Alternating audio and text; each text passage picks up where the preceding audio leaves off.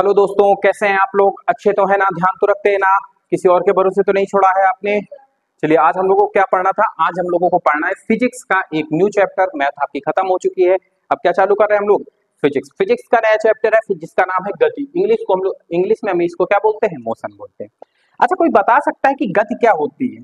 थोड़ा बहुत तो आप लोग जानते ही होंगे गति के बारे में। बोलो।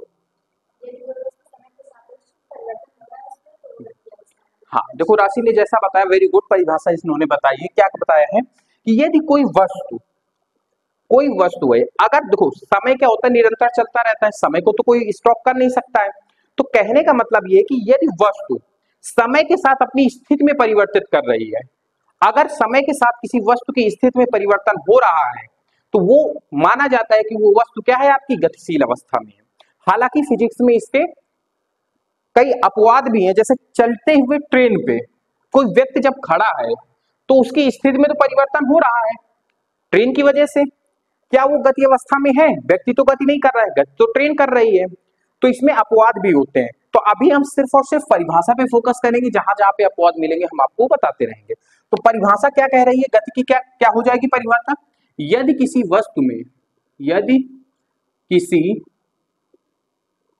वस्तु की स्थिति में अब समय के साथ बोल दो या समय के सापेक्ष बोल दो, बात दोनों एक ही है, ठीक है? तो क्या ज्यादा लिखना अच्छा रहेगा, समय के सापेक्ष या समय के साथ? यदि किसी वस्तु की स्थिति में समय के साथ, अब यहां पे आप सापेक्ष भी कर सकते हो, समय के साथ साथ या समय के सापेक्ष। समय के साथ क्या लिखा है? यदि किसी वस्तु की स्थिति में समय के साथ परिवर्तन होता है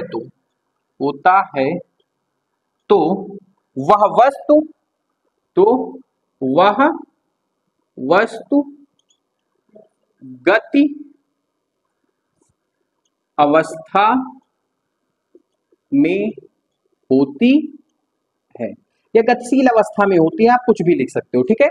गति अवस्था में होती है या गतिशील अवस्था में होती है, आप दोनों में से कोई भी लिख सकते हो। अब एग्जांपल आप ले लो, जैसे मैं इतनी समय के साथ टहल रहा हूं कि नहीं टहल रहा हूं?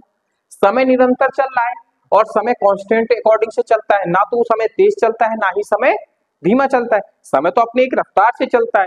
तो उसी रफ्तार से अगर वस्तु की स्थिति में, जैसे मैं अभी स्थिति में हूं, मेरी एक ही स्थिति है ऐसे, ठीक है?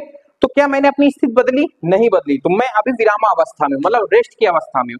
अगर मैंने अपनी स्थिति को थोड़ा सा चेंज किया, इधर से उधर किया, समय भी निरंतर चल रहा है और मैं अपनी स्थिति को, पहले मैं यहां था अब यहां आ गया, तो ये जो मैं कार्य कर रहा हूं, जो मेरे साथ ये हो रहा है, इसी चीज को हम लोग क्या कहते हैं?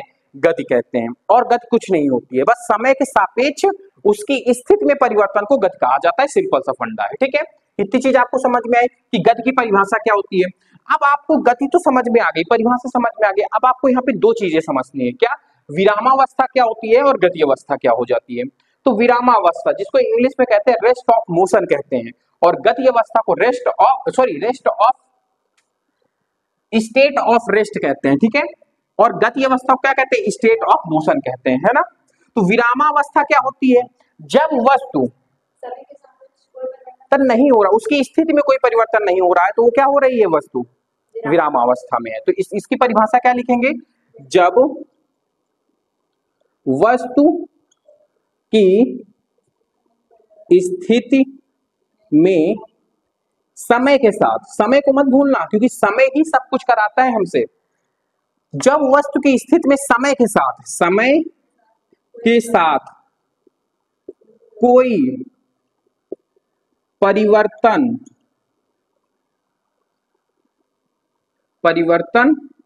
नहीं होता है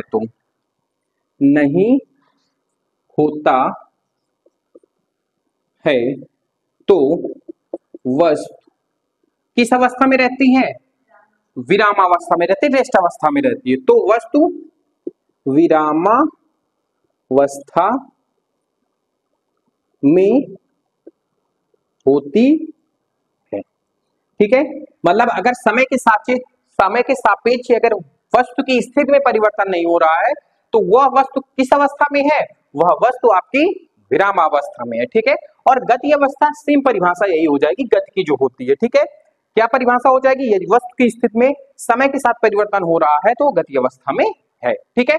और जो कारक होता है, जैसे मैंने यहाँ पे परिभाषा लिखी, हालांकि मुझे यहाँ पे गतिशील अवस्था लिखनी चाहिए, क्या लिखनी चाहिए, गतिशील। अब देखो इसको मैं अगर मैं पूरा करूं तो समझना क्या लिखा है, यदि किसी वस्तु की स्थिति में समय के साथ परिवर्तन होता है तो वस्तु गतिशील अवस्था में होती है, और जिस कारक की वजह से वस्तु गतिशील अवस्था में होती है उस कारक को ही हम गति कहते हैं। एक्चुअली में हकीकत परिभाषा आपकी ये है, क्या लिखना है, यहां पे डबल यूनाइटेड कॉमा में लिख रहा हूं कि जिस कारक, समझते हो, जिस कारण से ना, जिस कारक से वस्तु गतिशील अवस्था में है, गतिशील अवस्था में है, उसे क्या कहते हैं, उसे गति कहते हैं। क्या कहते हैं, उसे गति कहते हैं। आपको प्योर परिभाषा गति की ये है, पहले आपको ये समझाना पड़ेगा कि गतिशील क्या होती है, और फिर इसके बाद ये समझाना पड़ेगा कि जो गतिशील है वो किस कारण होती है, उसी को हम गति कहते हैं। बात समझ में आ रही है। आपके टीचरों ने ऊपर वाला बताया होगा, ये नीचे वाला आपको एक्सप्लेन नहीं किया होगा, सीधा उन्होंने क्या होगा कि वस्तु गति अवस्था में होती है। हालांकि ऐसी कोई परिभाषा नहीं होती। पहले इस परिभाषा से हम क्या डिफाइन करेंगे, उसकी गतिशीलता डिफाइन करेंगे, और गतिशीलता जिस कारण से होती है उसे हम लोग क्या कह देते हैं, गति कहते हैं। क्या कहते हैं, गति कहते हैं, है ना। समझ में आया आपको। अब गतिशील अवस्था तो आपको समझना बड़ा इजी है, इसी को उतार देंगे यहाँ पे तो क्या हो जाएगा, गतिशील अवस्था तो लिख देंगे। क्या लिखोगे, यदि किसी वस्तु में, हाँ सॉरी देखो मैं भी वही कर, वस्तु की स्थिति में समय के साथ परिवर्तन होता है तो वह वस्तु गतिशील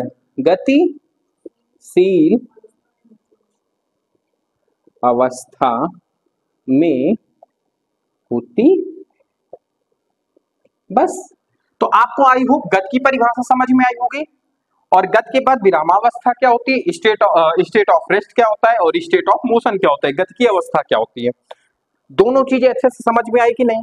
देखो मैं ये समझा चुका हूं, रेस्ट क्या होता है, अगर मैं एक जगह स्टॉप हूं, समय निरंतर जा रहा है, सुई तो बंद नहीं होती है समय की, लेकिन क्या मेरी स्थिति में कोई परिवर्तन आ रहा है, नहीं। अगर मेरी स्थिति में कोई परिवर्तन नहीं आ रहा है, इसका मतलब मैं किस अवस्था में हूं, स्टेट अवस्था में हूं। किस अवस्था में हूं, स्टेट अवस्था में। अच्छा एक बात मुझे बताओ, इतनी चीज तो समझ में आई, अब थोड़ा सा लॉजिकल बात करते हैं, है ना। फिजिक्स इंटरेस्टेड होती है, थोड़ा जीवन लाइफ से जुड़ के बात करते हैं। जैसे कोई बंदा है, या मैं ही मान लेता हूँ, या राशि मान ले, कोई भी अपना, जो भी स्टूडेंट मेरे वीडियो को देख रहा है वो अपने आप को माने। जैसे मैं हूं, मैं एक ट्रेन पे चढ़ा और ट्रेन चलने लगी, तो समय के साथ मेरी स्थिति में परिवर्तन हो रहा है। पहले मैं स्टेशन में था, थोड़ी देर बाद मैं स्टेशन से बाहर होऊंगा, क्योंकि ट्रेन में बैठा हूं, ट्रेन निरंतर चल रही है।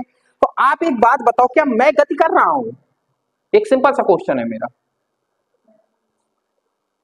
मैं तो मेरी स्थिति में तो ये परिभाषा फिर कहीं ना कहीं गलत हो गई ना, क्योंकि इसमें क्या बताया गया है, समय के साथ स्थिति में परिवर्तन ही गति कहलाती है, यही गतिशील अवस्था होती है। लेकिन मेरे समय के साथ परिवर्तन भी हो रहा है मेरी स्थिति में, लेकिन फिर भी मैं रेस्ट अवस्था में हूं, ऐसा कैसे, ये तो परिभाषा का खंडन हो गया, है ना। अब क्या होगा, कोई एक्सप्लेन बता सकते हो आप समझना में। देखो जब आप इस अपवाद की श्रेणी में आ जाते हैं, तब आप क्या करते हैं, तब आप ये देखते हैं कि सापेक्ष किसके पूछा जाता है। अगर मैं पूछूं, समझना मेरी बात को, अगर मैं पूछूं ट्रेन के सापेक्ष तुम्हारी स्थिति कैसी है, तो तुम क्या बताओगे, तब तो मैं रेस्ट अवस्था में हूं। मैं ट्रेन की सतह से मैं पूछूं तो मैं किस अवस्था में हूं, ट्रेन के सापेक्ष मेरी स्थिति विरामावस्था की है। किस स्थिति में हूं, विरामावस्था। लेकिन यहीं पे आपसे पूछे कि धरातल के सापेक्ष आपकी स्थिति कैसी है, धरातल का मतलब पृथ्वी, जहां पे ट्रेन दौड़ रही है, वहां पर आप गति अवस्था में हो जाएंगे, क्योंकि ट्रेन की जो सतह है, जहां पे आप खड़े हैं या जहां पे आप बैठे हैं, वहां पर कोई चेंज नहीं हो रहा है, तो आप क्या मानोगे, विरामावस्था में। इस प्रकार से जब क्वेश्चन बनता है तो आपको पूरा एक्सप्लेन करके बताना होता है। कैसे बताओगे कि यदि ट्रेन के सापेक्ष कोई मेरी गति पूछेगा तो मैं क्या बताऊंगा, मैं बताऊंगा कि मैं विरामावस्था में हूं। और यदि कोई बंदा मुझसे पूछता है कि धरातल के सापेक्ष, जमीन के सापेक्ष आप ये बताओ कि आपकी स्थिति कैसी है, तो आप क्या बताओगे, मोशन में हो, क्योंकि आप धरातल से तो स्थिति चेंज कर रहे हो ना। पहले आप रेलवे स्टेशन पे थे, फिर खेत खलियान में आए, फिर नदी पे आए, फिर कानपुर पहुंचे, फतेहपुर पहुंचे, तो आप जमीन तो चेंज कर रहे हो ना, आपकी जमीन तो चेंज हो रही है ना। वो अलग बात है कि आप स्टेबल हो एक जगह पे, आप जिस पर सवार हो वो अपनी मोशन में है। तो सापेक्षता का नियम आप याद रखना, जिसके सापेक्ष पूछी जाए उस हिसाब से आपका आंसर बदलेगा, ठीक है। ट्रेन के सापेक्ष पूछे आप विराम अवस्था में है, धरातल के सापेक्ष पूछे तो आप गति अवस्था में। समझ में आया? I hope. गति से यही कुछ बनते थे, नोट कर लो। फिर पार्ट ऑफ मोशन पढ़ते हैं, मोशन के भाग या फिर कितने प्रकार के मोशन होते हैं, नोट कर लो, फिर बात करते हैं आगे। चलिए दोस्तों, अब बात करते हैं हम लोग, अभी हमने आपके बारे में बताया था क्या, गति की सापेक्षता, सापेक्ष बताए थे ना। फिर इसके बाद हम गति के प्रकार पढ़ेंगे, 4 प्रकार की गतियां आपके बारे में आपके सिलेबस में है। गतियां और भी प्रकार की होती हैं, ठीक है, परेशान आपको नहीं होना है। एक और रह गई है शायद, घूर्णन गति, सॉरी, यहाँ पे आप 5 कर लेंगे क्या, घूर्णन अथवा वक्र रेखीय गति, ठीक है। तो ये कुछ इस प्रकार की आपकी गतियां हैं, 5 प्रकार की गतियां हैं। सबसे पहले पढ़ते हैं हम लोग गति की सापेक्ष, ये क्या होता है। देखो, एक चीज तो मैंने अभी आपको बताई थी, एग्जाम्पल में मैंने बताया था मैंने, सापेक्षता क्या होती है, जब एक ही वस्तु गति अवस्था में और विरामावस्था में दोनों में होती है, मतलब या तो वो विरामावस्था में है या गति अवस्था में, हम डिफाइन नहीं कर पा रहे हैं, तो वहां पे हम किस गति का प्रयोग करते हैं, गति की सापेक्षता के। तो परिभाषा क्या लिखोगे, जब कोई वस्तु विरामावस्था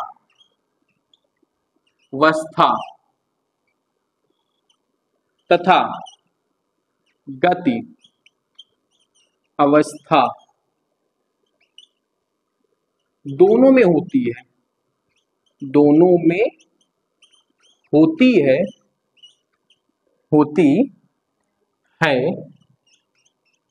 तो वहां गति की सापेक्षता होती है।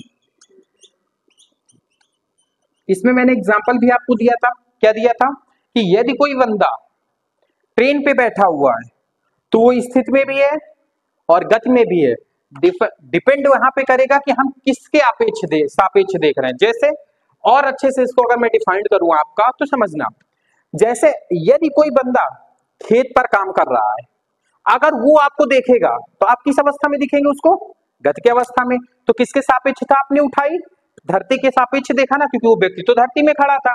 तो वहां पे आप क्या कहोगे, पृथ्वी के सापेक्ष, पृथ्वी को देखते हुए जब मैंने धरातल को देखते हुए, हाँ आप ये भी बोल सकते हो, पृथ्वी धरातल को देखते हुए जब हमने सामने वाले को देखा, जो ट्रेन पे बैठा हुआ बंदा फोन से बतिया रहा है, वो किस अवस्था में है, आपका गति अवस्था में रहेगा। जब आप धरातल में बैठ के देखेंगे तब, मतलब किसान खेत में काम करेगा, ट्रेन बगल से निकलेगी, तो जितने भी बंदे उसमें बैठे हैं उसको कैसे दिखेंगे, गति अवस्था में दिखेंगे। किस अवस्था में दिखेंगे, गति अवस्था में देखेंगे। अब वहीं पे आप देखो, ट्रेन पर यहाँ पे भौजी बैठी हैं, यहाँ पे भौजाई बैठी हैं, अब दोनों एक दूसरे को देख रही हैं, भौजी भी रेस्ट अवस्था में है, भौजाई भी रेस्ट अवस्था में है, क्या इन दोनों के सापेक्ष आपका गति दिखेगी उनको, तो ये दोनों एक दूसरे के सापेक्ष कैसे बैठी हुई हैं, विरामावस्था में। लेकिन वहीं पे देवर जी देखेंगे कहां पे, खेत में काम करते हो, कि भौजाई ट्रेन से जा रही है, तो किस अवस्था में दिखेगा इनको, गति अवस्था में। तो सापेक्षिक गति आपको समझ में आई, एक ही वस्तु स्थित दोनों चेंज होती है, कभी आपको विरामावस्था में दिखेगी तो कभी आपको गति अवस्था में दिखेगी। तो आई होप आपको ये बढ़िया समझ में आ गया होगा। अब हम गति के प्रकार के बारे में डिस्कस करेंगे, टाइप ऑफ मोशन के बारे में बात करेंगे। 5 प्रकार के मैंने गतियां लिखी हैं। पहला होता है रेखीय गति या रैखिक गति, इसको बोलते हैं, ठीक है। दूसरा होता है एक समान वृत्तीय गति, जब हम वृत्त में गति करते हैं। जैसे आप देखा होगा, साइकिल देखा है कभी आपने, या फिर साइकिल तो सबने ही देखी होगी, मौत का कुआं देखा होगा कभी मेले में आप जाते हो, तो मौत का कुआं नीचे पतला रहता है, ऊपर आके चौड़ा हो जाता है। जैसे आपका शंकु होता है, शंकु ऊपर पतला होता है नीचे मोटा होता है, उसी को उल्टा कर दो, नीचे पतला ऊपर, इस तरीके से। तो वो क्या करता है, जो खेल दिखाने वाला होता है वो नीचे से एक ऐसा रफ्तार टाइप का बना होगा, ऐसे चढ़ाता है और बहुत तेज से साइकिल घुमाता है।